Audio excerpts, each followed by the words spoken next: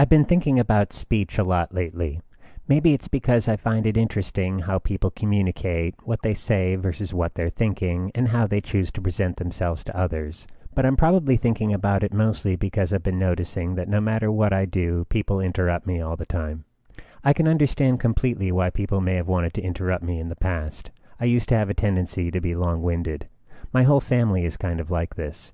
If you ask any of us a question like, "Where is the shoe store?" we will tell you what kind of shoes we once bought at that particular shoe store, whether or not you will need to turn on the car alarm in the neighborhood the shoe store is in, which interstate you should use if you ever wanted to drive to the shoe store from Vancouver, and the various coffee shops that are located by the shoe store that you will want to visit after you visit the shoe store. But for some reason, the actual answer to your question will be avoided at all costs. I used to be like that, but I made a concentrated effort to stop it.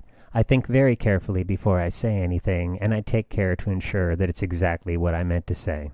What's more, whenever I'm talking, I watch people's faces very carefully to make sure that I'm not boring them too much. All is well when my audience is going, is that right? Very interesting. But when they start looking like this, and like this, I figure that I'd best shut up. But truth be told, it doesn't seem to make any difference. Last time I went to a party, the average conversation went like this.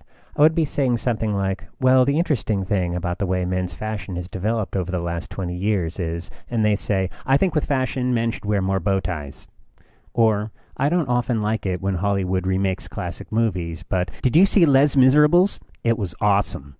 Or, I was reading this psychology book on the Stanford prison experiment the other day, and I conducted psychology experiments at Harvard, which I wrote about in my thesis at Harvard, and everyone at Harvard agreed I was brilliant. I don't know what this is about. It could be that deep down everyone wants to yap their brains out, but I didn't notice it before because it was me then that was yapping his brains out. It could be that I was unaware that so many people had nobody to talk to, and so whenever they find a sympathetic ear, they go out of their way to bend it. I'm getting used to it, but I do find it curious that when interrupted, what people choose to interrupt you with.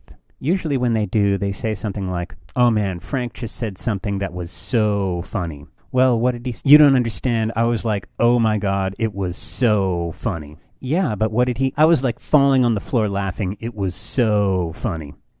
I'm not sure which is worse, being interrupted or the other thing that happens when I'm walking out with someone and I say, I think it's sort of interesting to think that if a 22-year-old John Lennon were to sing Twist and Shout today, he almost certainly would have been eliminated from Britain's Got Talent. And they say, yeah, see that dog over there?